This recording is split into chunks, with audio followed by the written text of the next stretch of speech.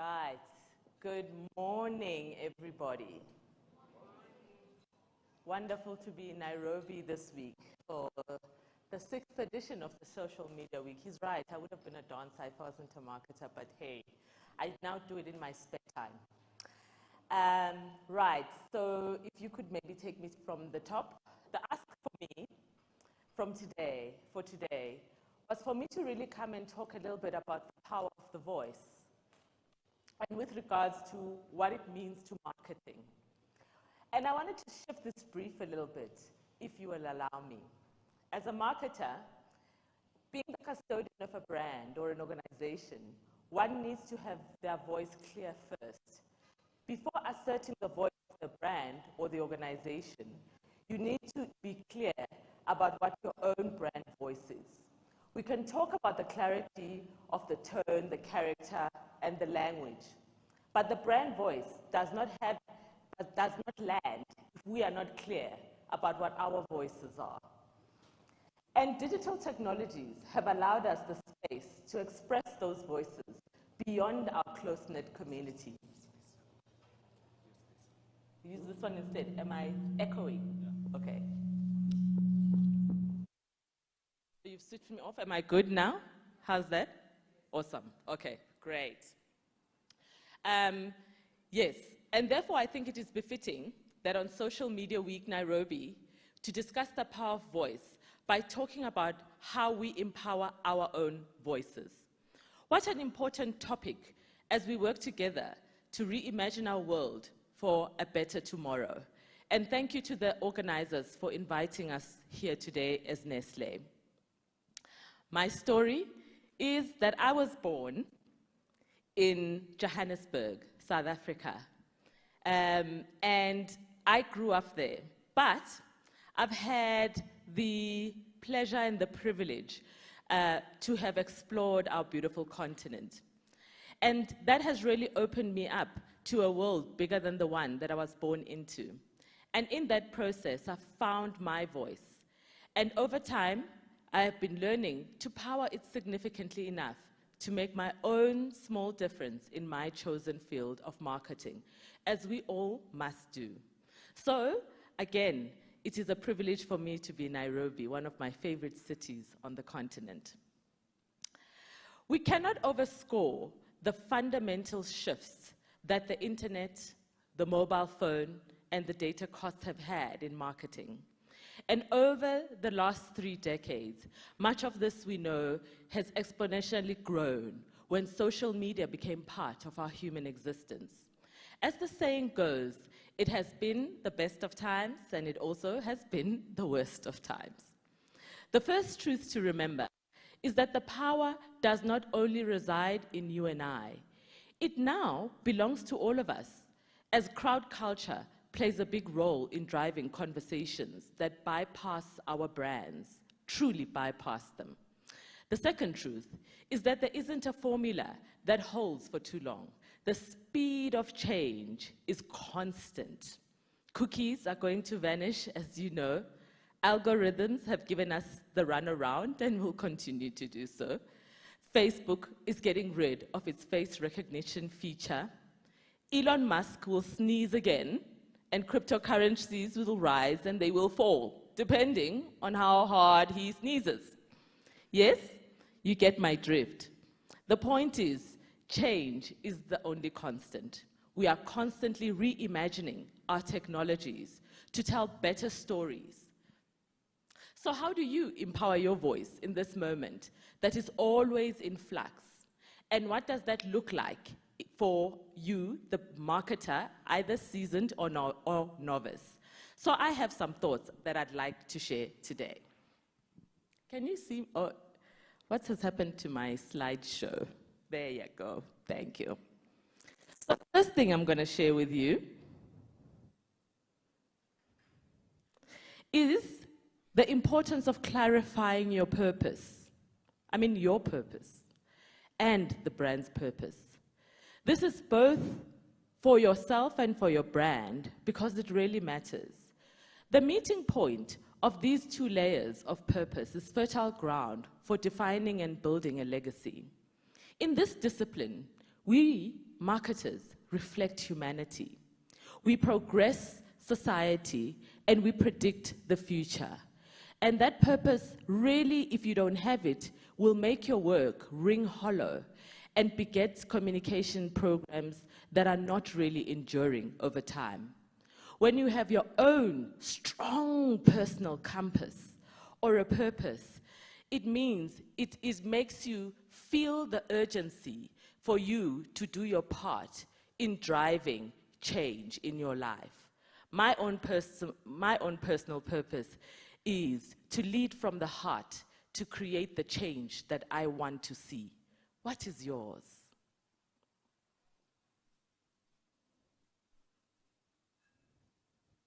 The second point I want to make is how you need to find your inflection point. It generally comes in when you go against the grain, right? Therefore, do not fear to do so in your own careers. For me, my inflection point was when I became the first Black marketing director for a previous company that I worked for. This point in my career really opened my eyes to the importance of context and progression. For us in South Africa, as many of you will know, transformation is a big issue, right? Particularly from a racial point of view. And so it was important that in driving that conversation of my changes, I started to come into a role that was much bigger than myself. My success was then the success of everyone else who looked like me, who had never imagined that shift in decision-making power in a business like that. It amplified their understanding of the possibilities for people that look like me in that discipline. Your context might be different. Yours might be gendered. Yours might be about your immigrant status. Others might be about ageism, young or old. We all have a context. In yours, what is your inflection point? Ensuring that you have a team, colleagues, peers that can bolster your areas of growth because they see you striving for much more. They need to be able to be social multipliers or teachers of who you can be so that when you bring your best self to the game, so do they. And that really is an important way of finding your voice. Your inflection point requires introspection and thought about what will it be in relation to your purpose, right? Because in my purpose, which was creating the change, leading from the heart to creating the change that I wanted to see, I knew that that inflection point was that transformational change in my leadership business. And that also is a big part of growing your powerful, unique voice that nobody else can do. The next one I'm going to talk about is this authenticity, right? And authenticity is about honesty and not just about sounding honest. It's not about sounding real or simply using the right words, etc., or as marketers like to say, whitewashing the game. But it is about being really honest. We know this very well. We have laughed out loud to Uganda's Kansime Ann, one of my favorites, Kenya's very own Elsa Majimbo, Nigeria's own Yvonne Orji. I mention these women because these are pioneer comedians, and they are some of their most authentic comedic content has come out of them, right? And this really has powered who they are and their own voices. They don't duplicate what other people are doing. We at Nestlé are also on a journey to really driving ourselves to living our purpose. And our purpose at Nestlé, for those who are wondering, is to unlock the power of food to enhance the quality of life today and for generations to come.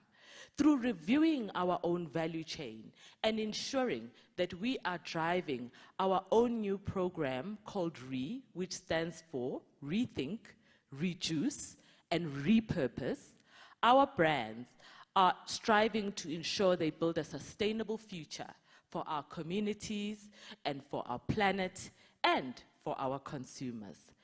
So what we're trying to say is we're not just trying to talk the talk, but we are really putting in tangible actions that will make a difference. I'll give examples in a little bit, in a little while, so that you see what it is to talk about authenticity. The next point I want to make is how we need to have a clear point of view as marketers. And when we don't, to be clear that we're still deliberating on these areas. You are not the only one like you. No one else has the same ideas as you, but they also have their own ideas, right? So you need to be secure in your own truth and lean into your own experiences. Know that your point of view exists in a world where other points of views have a right to be. We can shape society through the right representation in our marketing work. I have made many mistakes in this place when I wasn't clear on my point of view, yeah? And if I had to tell you about them, I'm sure we'd be here all day. But really, some of the mistakes that I've made are around depicting and perpetuating gender-based stereotypes. We know these stereotypes, right? Ladies and gentlemen, we've lived them. And so in growing up in my skill and in my experience, I have really become much more conscious of this. Having kids, I've got 2 beautiful kids, has also made me very focused. If you can move. Has also made me very focused around the mindset that I experience, right? And you know, when you see your life through your children's eyes, you get a fresh perspective. It's very liberating. And you think to yourself, what am I doing in my role, in my job, in my career that is perpetuating these stereotypes that I don't want my children to grow up into? So at Nestlé, we believe our success as an organization is interwoven with society's success and can only thrive when it has a healthy, diverse, and engaged workforce that reflects the society that we want to live in. For this reason, we enable actions by putting diversity and inclusion at the heart of our business. This is our clear point of view, and it is against this backdrop that as part of driving our consumer connections journey through our brands, we launched a fantastic campaign in South Africa, it's not here yet, on the Maggie brand. I think a lot of you will know it. The campaign is called Open Up the Kitchen. This campaign reflected on how women have a disproportionate workload at home, even as they do their professional careers. And this has resulted in some of them feeling quite constrained about always having to provide for the family when they get home. And this can be a burden to how they view the kitchen. It also looked at how some men enjoy cooking and enjoy being in the kitchen, but because of some subcultures who don't appreciate that, it can be frowned upon. So the campaign aims to break down the stereotype, the misconception that only one person in the home should be the person that does all the cooking. We all have a say. We all can have a say in cooking and help each other out. Cooking should be fun. It should be an opportunity to bond and be enjoyed by as many people as possible, especially those who like it, not determined by gender. And in doing so, we should leave behind this idea of perfection, perfect recipes, perfect measurements, perfect Instagrammable images, but really to step inside, try our hand at it. And because where there's more hands cooking, there's more flavor to every meal. So this was our clear point of view to bring to our consumers in helping to drive and grow this wonderful brand. But it had a clear point of view. Some people agree, some people don't. That's okay. That's okay. You have to have a clear point of view. Because if you sit in the middle of the fence, you just become vanilla ice cream. Boring. So that's what I'm going to say on that. Have a clear point of view. Listen up and do so actively. Listening is key to empowering your voice. On one end, receive feedback from your audiences. That's simple. And secondly, listen actively. Recognize where societal shifts are going and where they are coming from. Mine those insights. We talk about insights all the time in marketing, but we want to mine those cultural insights and moments and let them influence our voice as we build our brands. For instance, a new trend that is driving book sales is something called Book Talk. I don't know if any of you have heard about it. A community of TikTok which does literary reviews of books. The only thing is that they do it on TikTok and it's like 1 minute long, right? And it's generally based on how emotionally connected you were to that book. And what other print publications have not learned to pick up on this trend and go with it. For example, the Paris Review, which just has been struggling to keep up with print sales because they're not seeing the shift in the zeitgeist of life. Change is constant, and we need to listen and actively understand the implications of all of those changes.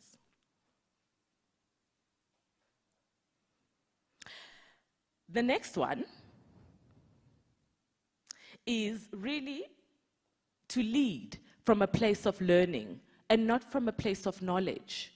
You learn how to ask the right questions, not how to always be having the right answer. Again, because we don't all have the right answers. Marketing is a dialogue now.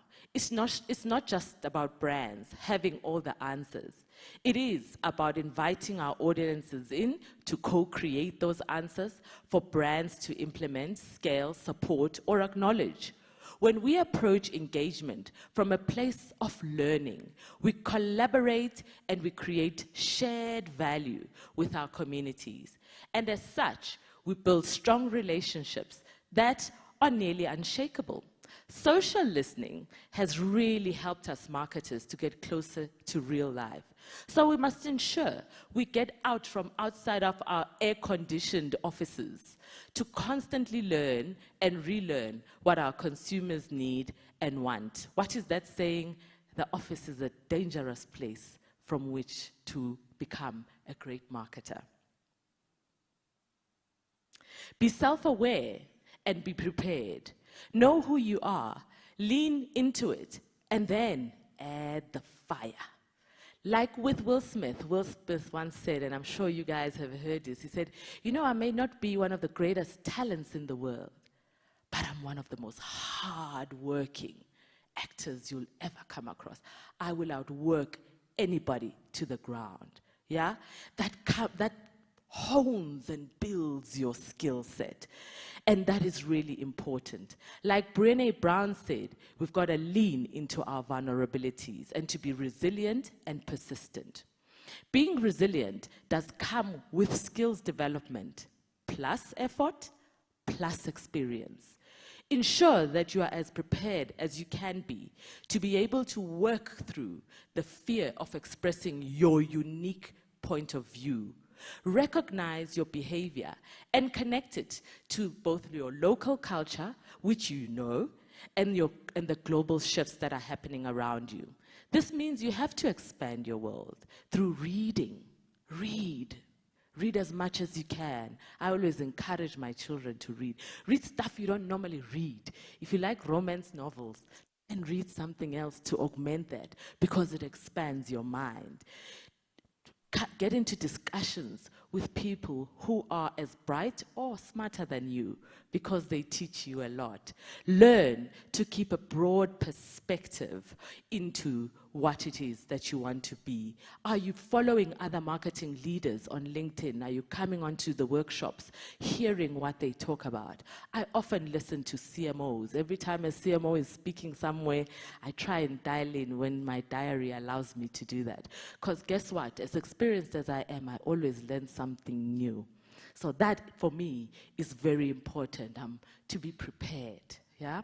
Because that's where you feel that even in your fear, you are able to still express yourself because your perspective is broad, yeah?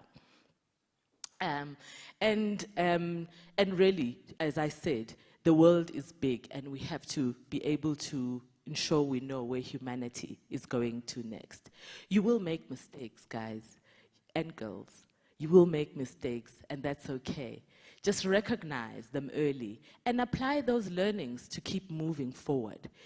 As I said, we are all not immune to those mistakes. Right, then I want to move to my next point.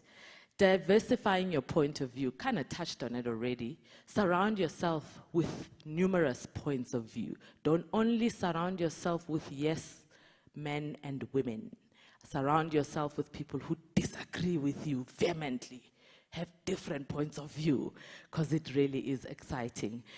Different backgrounds and countries and tribes and genders and all sorts of things, young and old. It teaches you a lot. So these really are the 8 tips I've learned to be key in powering your own voice.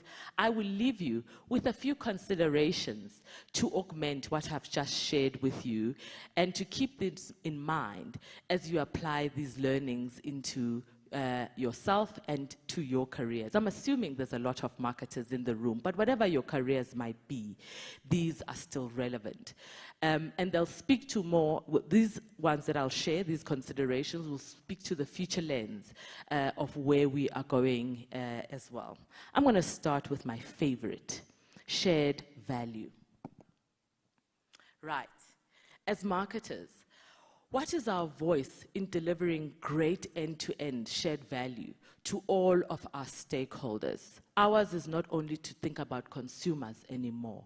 No longer can we look at our industry as, and roles as disconnected from the society in which we live, the communities in which we exist, and the environments in which we operate. And really, there are some areas that you can think about in this place. One is to reconceive our brands and our portfolios. Are they good for our consumers? And what more could we do to make them better, if anything? We have indulgent categories at Nestlé, but the way we talk about them has to be in a responsible way. The second thing is, have we redefined our productivity in the value chain? Again, we have a role as marketers to input and ensure what we sell is actually worth selling and can be disposed of properly. Do we know as marketers what are the ingredients that go into my product? Are they clean? Are they responsibly sourced? There was no child labor used in them. Is our packaging sustainable, and can it be disposed of? Those are all areas that we can partner with our procurement and our supply team to make sure that we are reconceiving what our brands mean, and that is about shared value. Not only caring about selling something for the bottom line, but caring about the end-to-end value chain and its impact in our world. The third thing is we can build supportive industries in the partners that we work with, our agencies, our sourcing partners, and creating and driving circular economy models. So we must ask ourselves, what does it look like to be an accountable actor in this moment where we ought to be having clear points of view on various issues that affect people's lives? How do our corporate purposes capture those points of view? And how do those filter into our portfolios, our brands, our activations, our communications? And how do we, as marketers, encourage our businesses to embed the tenets of purpose into their narratives?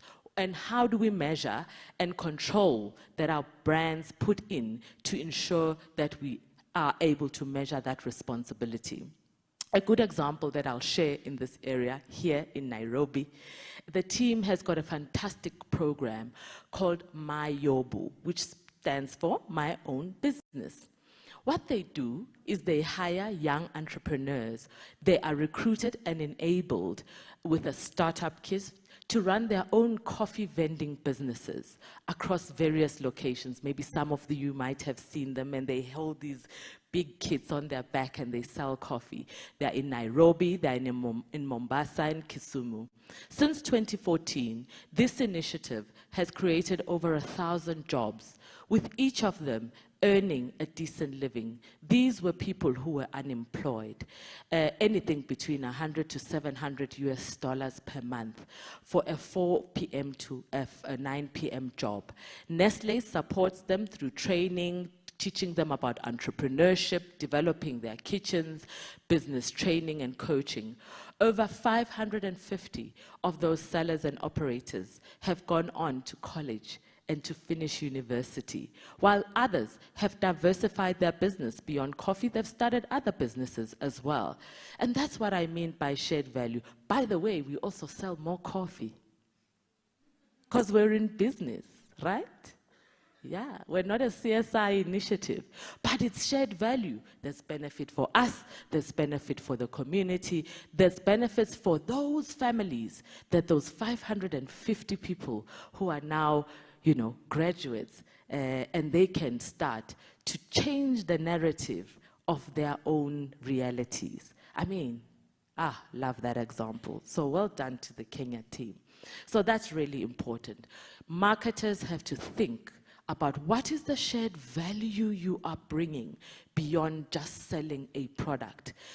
Generation Z will demand it of you if you don't know. They are doing it already, and they will expose you if you are exploitative. The next one I want, another favorite of mine, I think I'm going to say this on every slide, right, is inclusion and difference. Do you know who your people truly are? Not only the ones who enjoy your products and brands, but the ones who influence their culture. Who are the people around them who make up their communities?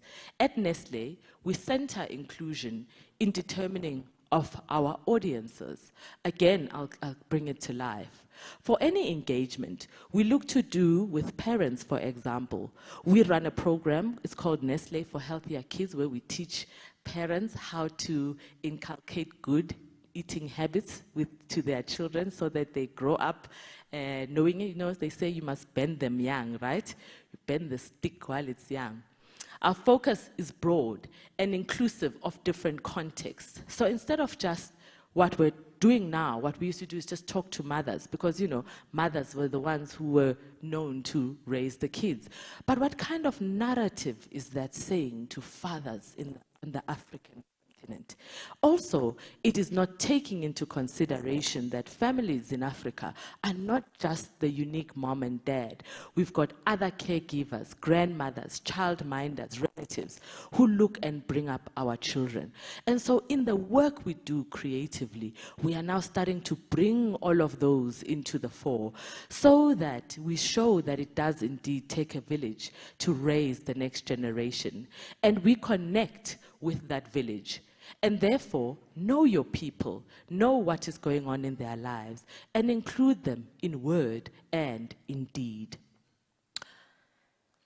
Audience first. Oh, another one, actually, just while you wait there, that I'm very passionate about in South Africa is, you know, inclusion of older women in the narrative.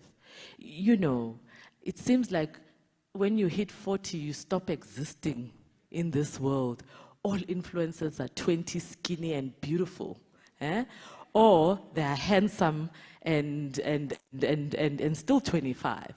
I have asked that my team make sure that is not the case, because that is not the society we live in. I want to see influencers over 40. I want to see influencers who are 50.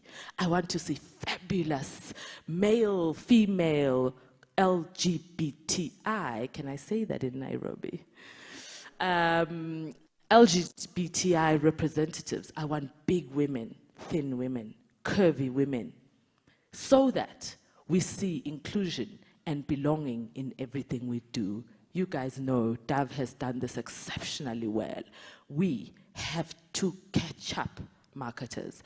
Watch the language you are sending your children when all they ever see is a beautiful 25-year-old, thin, light-skinned woman. That is not the value that we should be bringing, because we have a role to play. We have a role to play. The next one is audience-first thinking in our communication, instead of just mass marketing. What cultural shifts are happening in the world your brand exists in? Digital has made communication much more complex, actually. And capturing our consumers' attention is now harder than it has ever been before. So now, when we engage with them, we have to be really meaningful, set in the context they find themselves in, and very relevant.